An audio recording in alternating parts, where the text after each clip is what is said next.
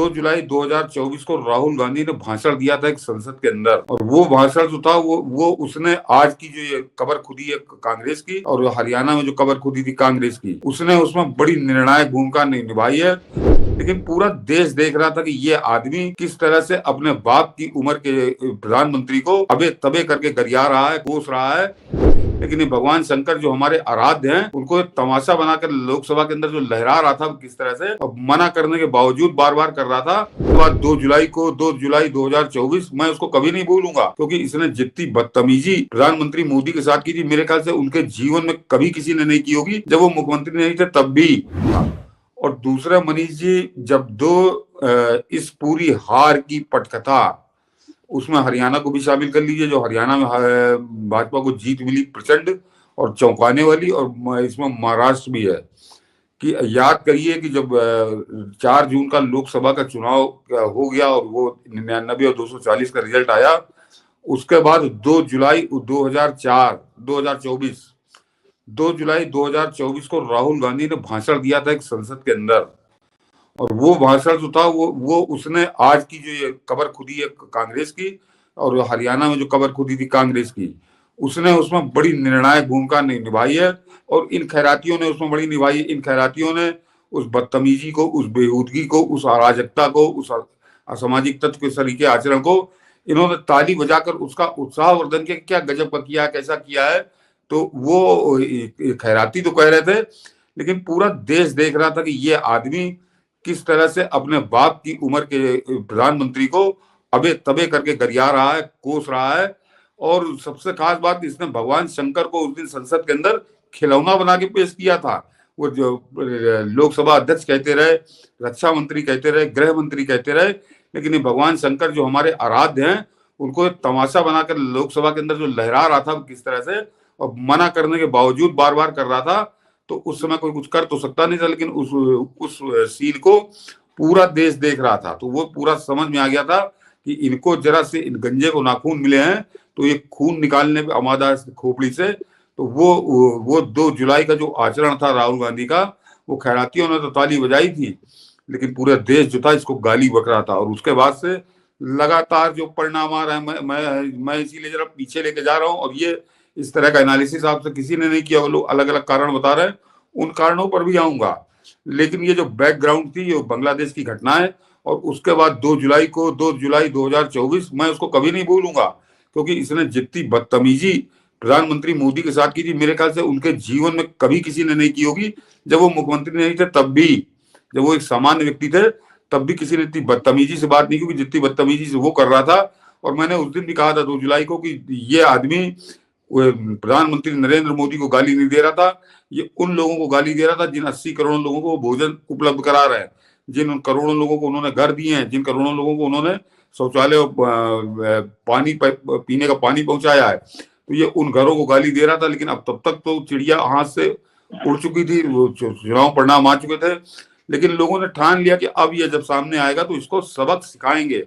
तो हरियाणा में सबक सिखाया है, महाराष्ट्र में सबक सिखाया है, और ऐसा केवल सबक नहीं सिखाया, ऐसा सबक सिखाया है कि इसके बाप दादे इसको याद आ गए होंगे कि हमारा क्या परिणाम हुआ है।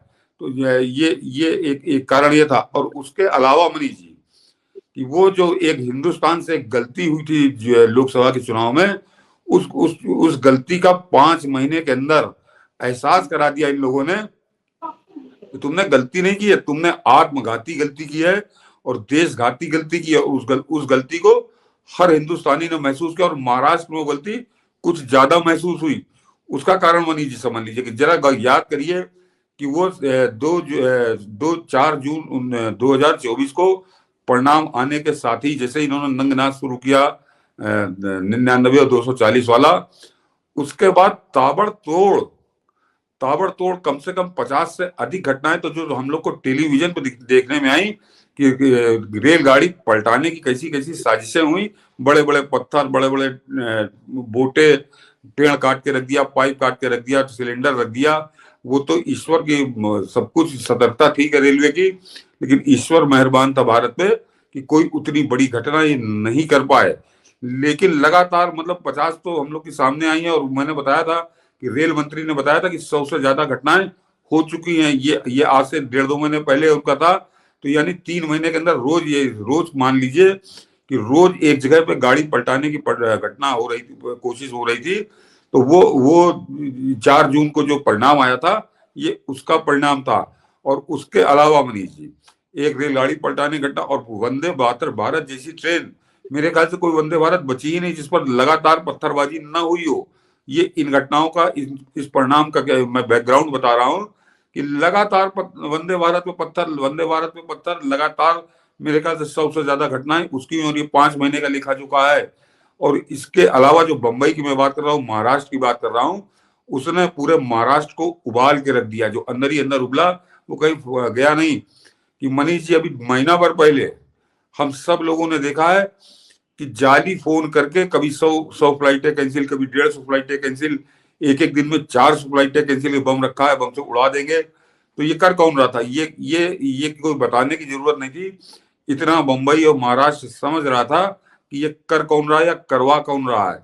क्योंकि 400 फ्लाइटों पे लगातार एक संगठित तरीके से, सुनियोजित तरीके से अफवाह फैलाकर उन फ्लाइटों को उतार देना, तो लोग जान रहे थे कि हमसे बहुत बड़ी गलती हो गई और उसका ये नाजायज लाभ उठा रहे हैं। अब ये उसको अराजकता के स्तर तक ले जाना चाहते हैं।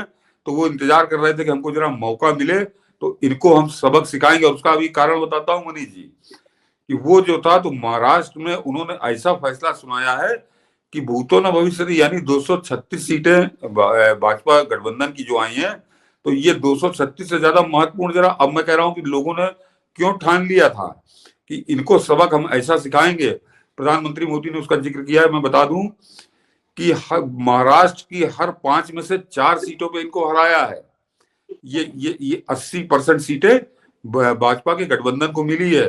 तो 5 में से 4 सीटों पे हारे हैं। और उसके अलावा जो पूरा इंडी गठबंधन लड़ रहा था महाराष्ट्र में, उसमें किसी का भी स्ट्राइक रेट 20% से ज्यादा नहीं है, सब 20% के नीचे हैं।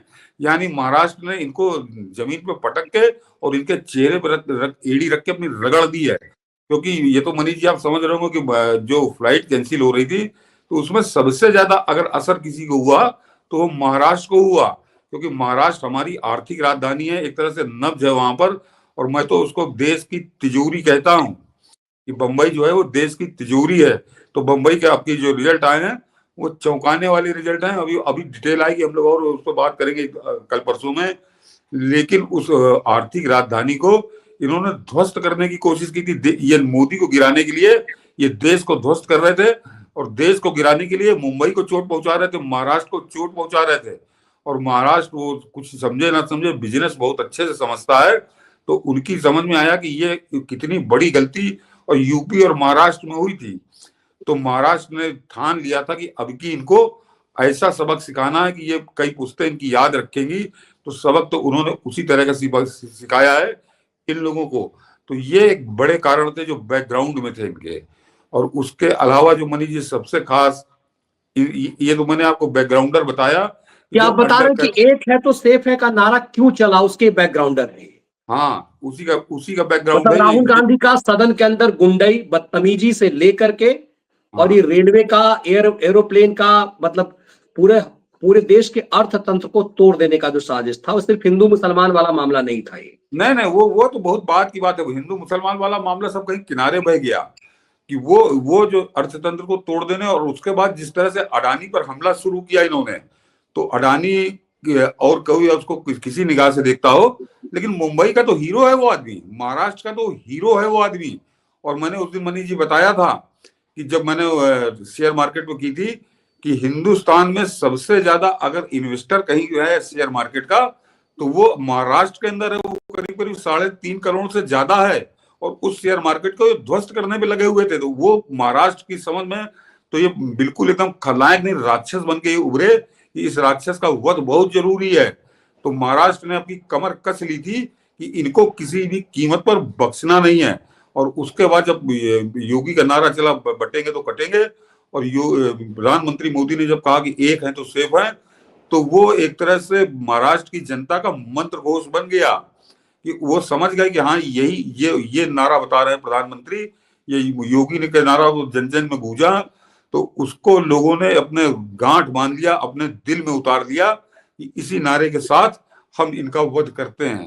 और उसका परिणाम आज का रिजल्ट है मनीष जी सामने कि ये कहीं टिकने लायक नहीं है, कहीं मुंह दिखाने लायक नहीं छोड़ा इनको, और इसीलिए वो गायब है। कहीं आके कोई अपना वो नहीं। कुंदरकी में अभी आता हूँ मुकुल शुक्ला जी, अभी हम लोग उपचुनाव जब बात करेंगे तो कुंदरकी में बताऊंगा, कुंदरकी का एक अलग इतिहास हो जाएगा।